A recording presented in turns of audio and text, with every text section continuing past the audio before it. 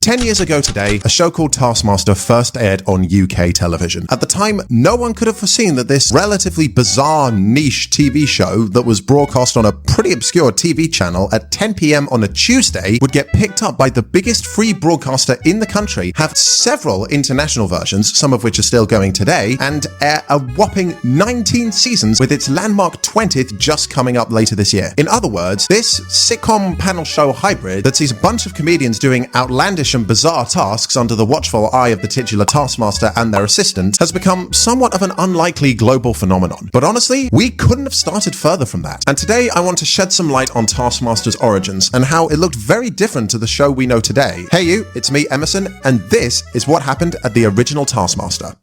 Or Taskmasters, because there was two original ones.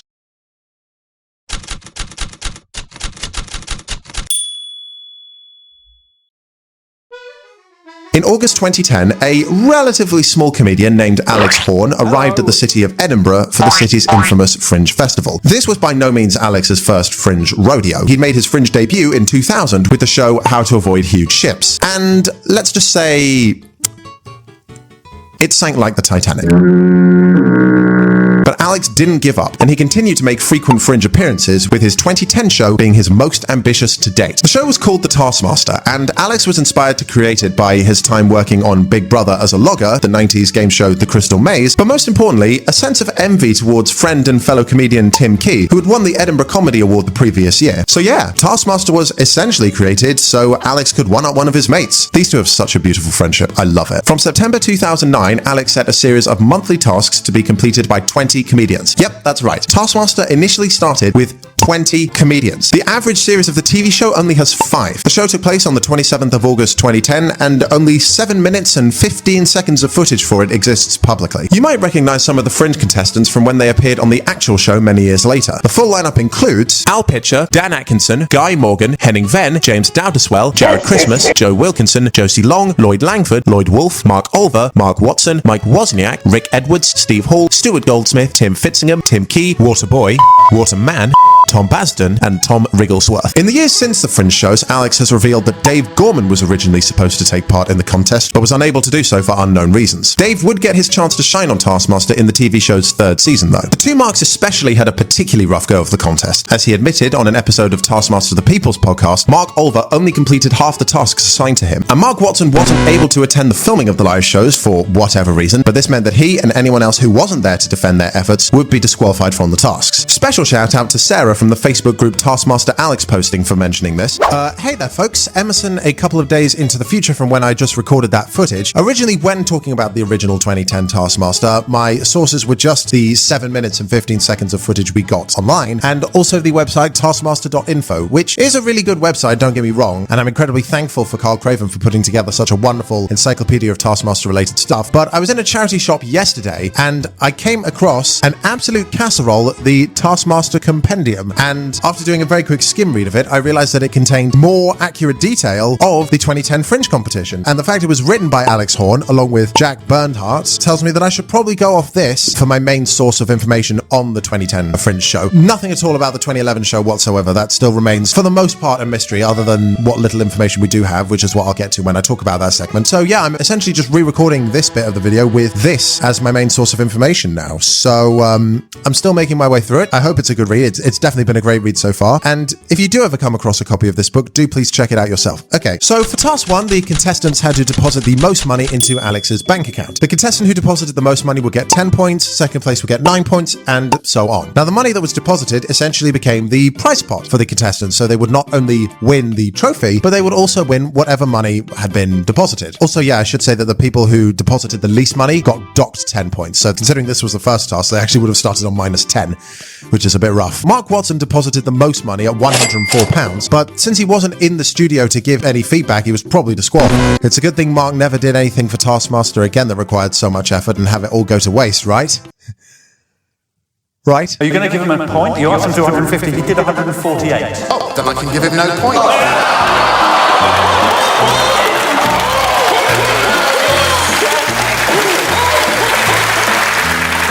Lloyd Langford came in second, depositing £102.34. The majority of people only deposited an absolute maximum of £1, with 2 people not depositing anything. The person who deposited the least actual amount of money was Al Pitcher at only 13p. Mike Wozniak sent in a £1 jersey note. Tim Key actually sent Alex minus £40, so Alex had to give him £40. My god, these two have such an amazing friendship. I just want to see more of Tim on Taskmaster so bad.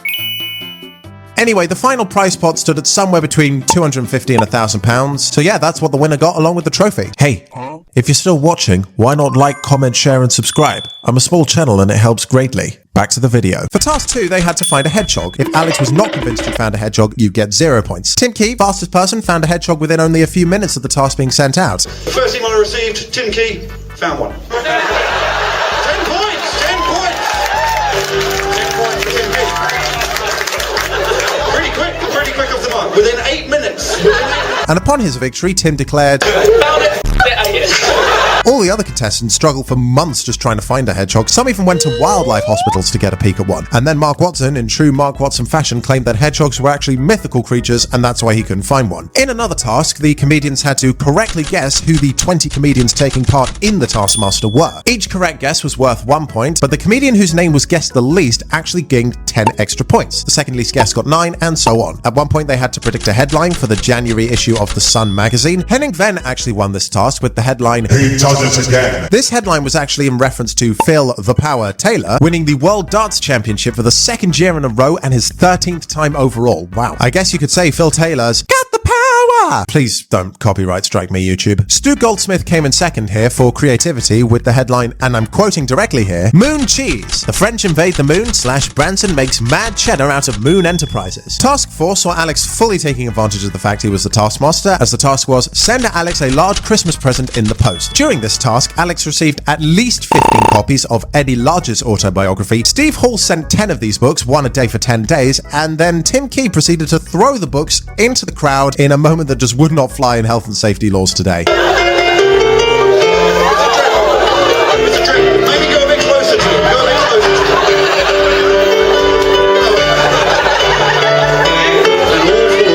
him. Dan Atkinson and Stuart Goldsmith both sent large rolls of bubble wrap, but Stu's bubble wrap was larger, so he out-bubble wrapped Dan and got more points for it. What did Mike Wozniak do? Well, I'm just going to let the clip speak for itself here. This arrived on the 20th of December. This and the wooden plank. Blank plate. So in the making this plate has been repackaged and sent on to the intended address in line with the post office protocol. On receipt, the original package was imagined to contain the following. The original package. One circular acacia wood plate, 25 centimeters diameter, upon which rests one ice sculpture. A giant one-legged man standing on tiptoe and carrying a giant green horse also on tiptoe. Sculpture dimensions 40 meters height, 16 meters width approximately. Sent by Michael Wozniak to London. It is suspected the item was larger than described above at the time. This is evidenced by the fact that the horse's ears were disproportionately small and were dripping. Following receipt, the item suffered catastrophic maldiminishment owing to storage error. The post office accepts full responsibility for this. As a sender, clearly sent out in good faith and out of time cold weather. As an aside, it is worth noting that this is the single largest item myself or any of my colleagues have witnessed. Other gifts included a 2.3 inflatable beanstalk elephant pool, a flat cardboard box that once contained a mirror, a Corn magazine, and a certificate submitted for a donation to the World Land Trust's Buy an Acre Fund protecting a threatened acre of wilderness. It's unknown who sent these gifts in particular, but people are suspecting that the certificate for the threatened acre of land was sent by Jared Christmas. I'm not familiar with Jared's work personally, but I assume, based on his last name, that he's a pretty damn good gift giver. At one point, they had to guess how much it will cost to get Alex's wife Rachel's car bumper fixed, and Dan Atkinson, who was so annoyed that Alex wouldn't answer any questions, guessed £278.31. Another task involved the contestants putting on the most weight between the time the email was sent and the live show. Mike Wozniak gained 2.3 kilograms, going from 82.7 to 85 exactly kilograms, and Tim Fitzingham weighed in at 95 kilograms, although we don't know what his previous weight was. At one point, Alex allowed the comedians to challenge him to a sport, and they could wager a maximum of 10 points. This task was only added after Alex and Henning Venn played a game of golf together with 4 points at stake. Henning lost the game, and thus 4 points. This must have been during Alex's narcissist days, because one of the tasks read, broadcast the sentence, Alex Horn is a magnificent man to the most people. Stuart Goldsmith won the task, managing to persuade the loose women to use the sentence. This is why I've never understood the whole thing of lying about your age. I'd rather people thought I looked good for the age that I am, rather than like you say. I mean, although I have to say, I do see it as a little bit of an insult. I mean, Alex Horne is a marvellous man, but when he said I look good for my age, I could have bopped him in the eye. Mark Watson tweeted the sentence to his 18,000 followers at the time. James Dowdeswell broadcasted on BRMB Birmingham radio to over 1 million people. Mark Olver and Josie Long also said the sentence on the radio, Mark on a Bristol radio station and Josie on BBC Six Music. Henning Venn took out an expensive advert on Chortle, and someone, we don't know who, but someone very impressively managed to hack into Alex's email and get the sentence added to his signature. Bravo to you if you did it. Bravo. There was also the task, drink a pint of any liquid of your choosing as quickly as possible. The 5 fastest downers will get a signed celebrity photo from Alex's collection. Where is this collection? I'm really curious. Alex, can I see this collection? And could you maybe possibly hit me up with a couple signed photos? Lloyd Langford accidentally deleted the original email and asked Dan Atkinson what the task was, who told him the task was to smash a pint glass over his head. Lloyd then asked Steve Hall to confirm that this was true, which Steve did, and after that he agreed to smash a pint glass over his head. Hello Alex, it's Matt here. I'm just about to do the challenge. I deleted the email you sent, so I wasn't entirely sure what the challenge was. I thought someone would have done with a plate, but then I rang Dan Atkinson and he said the challenge was to actually smash a pint glass over your head. Let's do that. But then I rang Steve Hall and I said, is it to do with smashing a pint glass over your head? And he said, yes. Joe Wilkinson drank a pint of rainwater. Okay. And Mike Wozniak, in true Mike Wozniak fashion, downed a pint of milk in 9.4 seconds. And if you're a Taskmaster fan like me, you'll already know how much Mr. Wozniak likes his milk. Most pints of milk drunk per month. I don't know this about you, Mike, but I gut instinct tells me you guzzle the stuff. Oh, absolute bloody milk guzzler.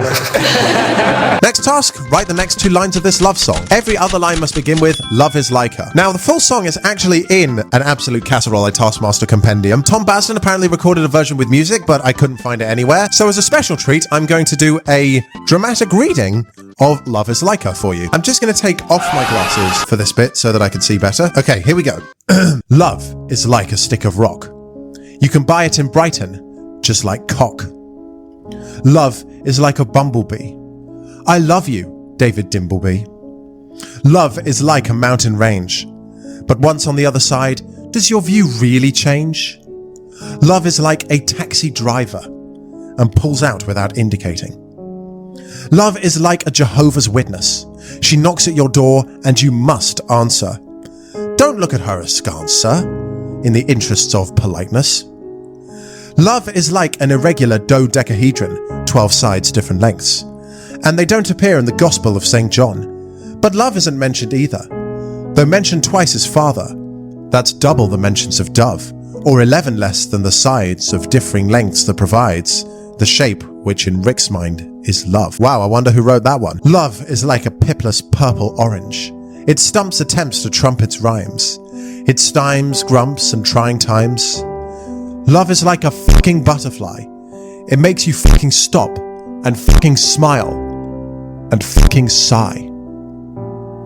Love is like Henning Venn. Es ist ein lecker Oberbefehlshaber und es ist mein. Love is like a shepherd's crook, held too loosely by lonely men. Love is like a Boeing Vertol CH-47 Chinook. Don't give it a go when you're drunk on Buckfast. Love is like a service station waitress, spitting secretly in your $15 pancakes. Love is also like the service station pancake mixture makers, really hot and dirty and in the thrall of the union. Love is like the giant spike you like to tie onto your trike and bike around Ike Walton Lake, Wisconsin in the winter sun. And is pointy and dangerous and quickly gets hot to the touch. Love is like a Miss Millie's monster meal deal. 4 pieces, large chips, Diet Coke, small gravy. It may be silly, but it really feels real. 4 kisses, nice hips, quiet bloke going crazy. Love is like a coat we all want to wear. Unless it's sufficiently warm outside, then a jumper will do there. Love is like getting your hands on the last missing sticker of your Panini World Cup sticker album. It's bloody unbelievable, and you immediately show off to your friend Simon. Love is like passing your driving test, even though you mucked up your 3-point turn, and then burying your enemy in a second-rate urn. Love is like sweating lovely perfume and milk, but having lactose-intolerant skin. Love is like an old man's mouth. It starts so high, but quickly droops south. Love is like a giant squid. Breathtaking. Absolutely breathtaking. Just as a side point, Mark Watson offered Alex's son £1 for every bonus point he got and managed to rack up 15 bonus points. This offer actually extended to the other contestants as well. Alex's son, you've been pretty much set up for life there, mate. I hope you've done good for yourself. Alex had a fruit in his hand that was censored, and the contestants had to guess what fruit Alex was holding. No one managed to get the fruit right. It was a lemon, by the way, but they had so many bright and colourful guesses like cherry, a lychee, a gooseberry, a kumquat. The most interesting guess, though, was Tom Basden, who guessed everyone's favourite fruit, an egg. And that's important because we'll be coming back to it later. Alex had a trip to Hong Kong coming up earlier that year, so he set the task, suggest an activity for Alex to do while in Hong Kong. Your activity must take no more than half an hour. Alex and Tim Key attempted every task together. Can we just get a TV show with Alex and Tim going on like a road trip or something at this point? That would be amazing. Joe Wilkinson suggested going to a British pub and having a pint. Henning Venn sent directions to a restaurant called German Sausage King. Lloyd Langford told Alex to buy a pair of jade earrings for his girlfriend, Anne Edmonds. Lloyd Langford and Anne Edmonds, by the way, both did Taskmaster New Zealand. Or was it Australia? 1 minute, 37 seconds later. Fun fact, by the way, Lloyd Langford and Anne Edmonds both competed in Series 2 of Taskmaster Australia. The more you know. Lloyd Wolfe told Alex to stay in the hotel lift going up and down for half an hour and try to sell something on his person to everyone who gets in. And Stu Goldsmith recommended Alex tie a grill shelf to his fingers with shoelaces, put his fingers in his ears and bang some cutlery against the shelf as he gazes at the view of the harbour. And as a side quest, sending a picture of himself doing an arguably racist kung fu pose by Jackie Chan's star at the Avenue of the Stars. Thank goodness a picture of this doesn't seem to exist. Now, I mentioned the thing with Tom Basden and the egg earlier because there was a mini task, send Alex a picture of an egg, fastest wins, and Tom Basden sent, you guessed it, Saying, send me a picture of yourself with an egg. First person gets 10 points. Tom Basden, bizarrely, sent me a picture of a lemon. By the way, Tim Key won this task, submitting an egg even faster than he'd submitted a hedgehog in that task. There was the task, find Alex at a certain time on a certain day. Alex will tell you where he is on the morning of that day. There will be 15 points for the fastest, 10 for the second fastest, and 5 for the third. Alex was hanging at London Zoo near the giraffes on Saturday the 24th of July 2010. Al Pitcher would have been in Sweden at the time, and Alex acknowledged this as a potential disadvantage. Mark Olver was given a few extra days' notice due to living outside of London. Tim Fitzingham, also interestingly, was the only contestant to find Alex, but did not meet him. Instead, he stalked him from a distance and creepily took photos of him. Don't stalk people, please. One of the closing tasks was put a monetary bet on who you think will win the Taskmaster and also what position you think you'll finish in. Nothing else is known about this task, unfortunately, but after all 12 tasks, there was a tie for first. Mike Wozniak and Tim Fitzingham finished on the same number of points, although we don't know how many points they each had. So Taskmaster's first ever live task / tiebreaker was they had to down a pint of beer and then nod their head as many times as they could in 60 seconds. Tim Fitzingham didn't drink beer at the time, so he instead opted for a pint of red wine, but only had to nod for 20 seconds, and his nod count would be multiplied by 3. Tim's nod count for 20 seconds was 60, so multiply that by 3, that was 180 nods, but Mike Wozniak managed to nod 190 times, so he won the Taskmaster, the trophy, the money, and was declared the Taskmaster.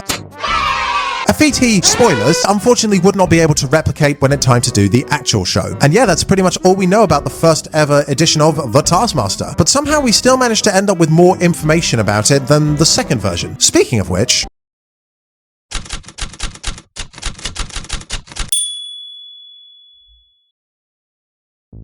Following the competition's success in 2010, Alex Horne returned to the Edinburgh Fringe Festival in 2011 to give the Taskmaster another go. Like I said before, no footage of this version of the competition exists publicly, but we do know that it was filmed with the intention of pitching a TV show. And how did that go down?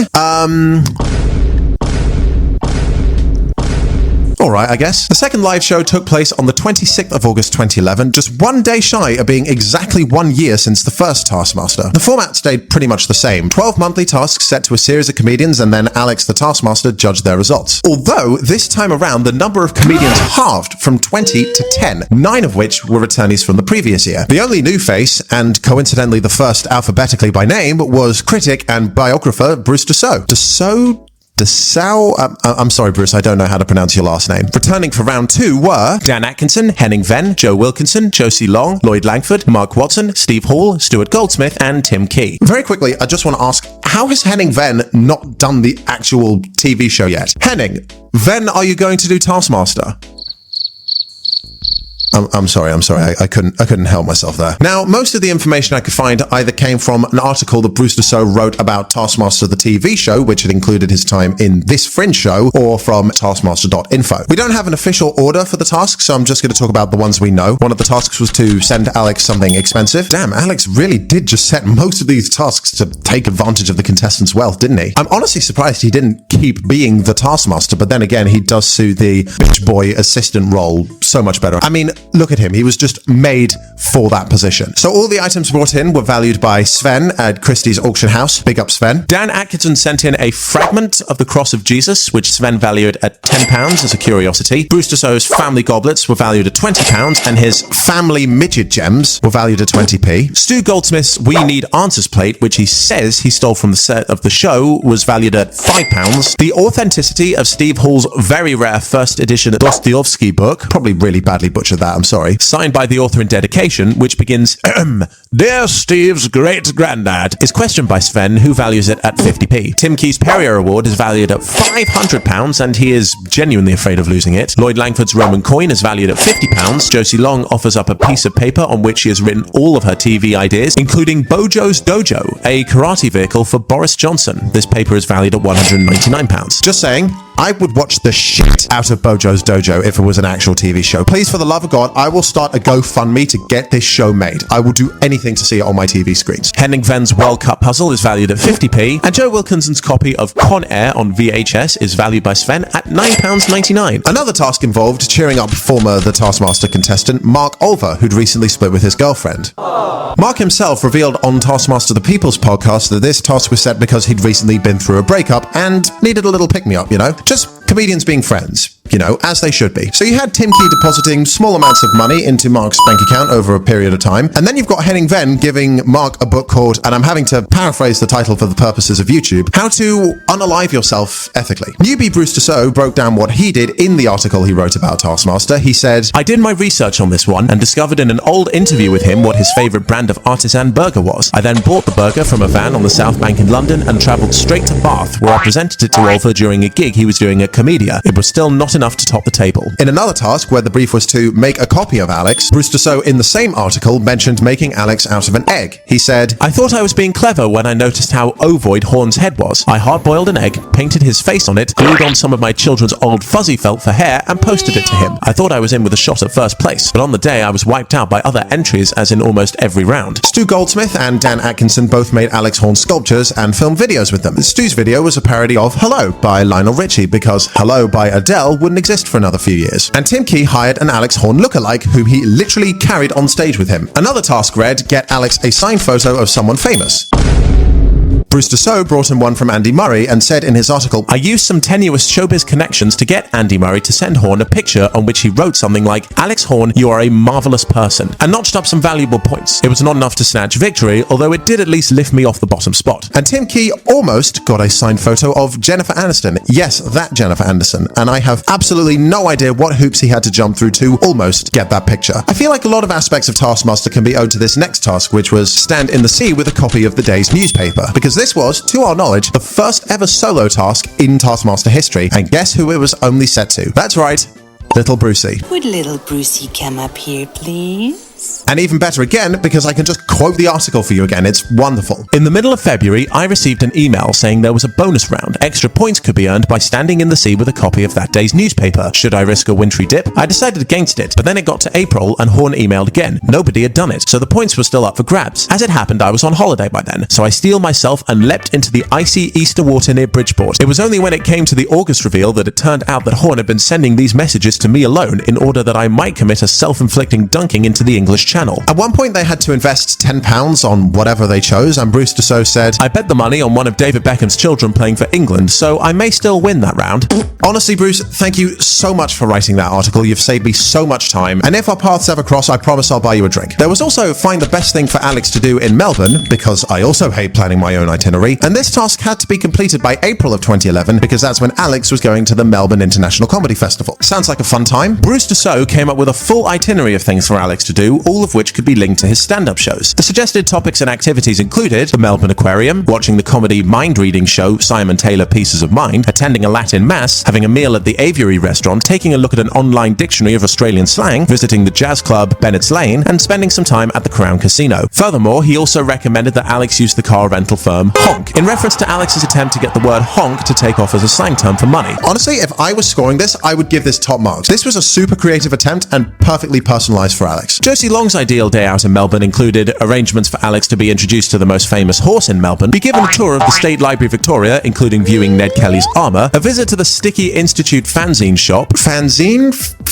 What is it with all these difficult to pronounce words? In the De Graves Street subway, and introduce himself at the counter to receive something from them. It's not known what he got, unfortunately. Eating Indian food from Red Pepper Restaurant on Bourke Street, Vietnamese food from Pho Bo Gar Mekong Vietnam Restaurant on Swanston Street. Again, I deeply apologise if I pronounced that wrong. Or from somewhere in Vietnam Town on Victoria Street. Go shopping at Brunswick Street, walk along the beach at St Kilda, eat cakes on Ackland Street, visit a bookshop on Gertrude Street, drink espresso from a place called Brother Baba Budan on Little Bourke Street, and eat at Harambe Restaurant on Nicholson Street. She also recommended comedy performances by Geraldine Hickey, Lawrence Luang, Andrew McClelland, Felicity Ward, and Josh Thomas, and finally suggests that Alex run around the Royal Botanic Gardens at Victoria. Stuart Goldsmith set Alex a single task of his own to complete. It read, and I quote, "Get yourself to Bourke Street, outside the Fine Art Gallery on the corner of Bourke Street and Queen Street. You'll need the attached MP3 file, some headphones, and an MP3 player, also a tram ticket and a black canvas bag or its nearest equivalent. A scarf would do, anything with which a human could be blindfolded easily. Stand next to the art gallery, facing across the road, then put on your headphones and play this MP3. It is not known what message awaited Alex in the MP3 file." Lloyd Langford gave Alex the name of a close friend who lived in Melbourne and no other details, with instructions simply to track her down and give her a hug from me, noting that he should probably introduce yourself first, otherwise it could lead to complications. Definitely sounds a bit sinister if you ask me. Fucking got vertigo again, my laptop's on the floor. This woman's name is undisclosed, but it seems likely that she was working in scheduling with the Melbourne International Comedy Festival at the time. There's a fly somewhere in the room. I hate flies. Mark Watson would be present in Melbourne along with Alex to provide him with an in-person experience where he lured Alex to a hotel in Melbourne, where he'd then force him to go up and down in a lift together while reading out messages to him about their friendship, which he'd written on postcards. The whole experience only lasted about 10 minutes, and Mark spoke about it in greater detail in episode 29 of the Taskmaster podcast. Steve Hall told Alex to go to the European restaurant on Spring Street and order both the tiramisu and the creme brulee, while Dan Ankinson simply told Alex to purchase and wear in public an Australian rules football player's top. Other known tasks included guess facts about Alex's second baby, including the baby's name, date of birth, and weight, as well as drink a pint of rainwater. But no other information about either of these tasks has surfaced though. And much like the first Taskmaster, the second one also ended in a tiebreak, this time between Josie Long and Stu Goldsmith. Their task? To simply fit the most grapes in their mouth. The healthy precursor to the Chubby Bunny Challenge, if you will. Me, that's quite the throwback, the Chubby Bunny Challenge. Josie managed to fit the most grapes in her mouth, fitting in 18, and thus being the second winner of the Fringe Taskmaster. Stu looks back on the moment with mixed memories, insisting, "I had her on absolute lockdown and then one fell down the back of my throat and I gagged. We reprised that challenge on episode 9 of The Infinite Sofa in May 2020 and she beat me again, this time by bringing a bunch of the tiniest grapes you've ever seen, retaining the win in a personal grudge match. I'm happy to last the rest of our lives." And yeah, that's pretty much all we know about the original Taskmasters. Looking at what Taskmaster has become since these shows, it's really fascinating to see what it used to look like, but also how it essentially became this force of chaotic good in Britain from pretty much day one. And until more information is released, we'll only have the information discussed in today's video to really go off of. If you have any information about the two Edinburgh Fringe Taskmaster shows, feel free to comment below. Sorry I've been a bit MIA with long-form videos recently. I just had a lot to think about and I needed to maybe take a step back and reassess some things. And I also got a new job which has taken up a lot of the time. But I'm hoping with a little more practice and dedication and just general creativity, I'll be able to produce some better videos for you guys. I have a couple of videos in the pipeline coming. One is a big one that I've actually recorded before this one that I'm hoping will be coming within the next month, 2 months, depending on how much time I have to edit it. But we'll see. And until then, I've been amazing, you've been amazing, and I will see you in the next video. Bye-bye.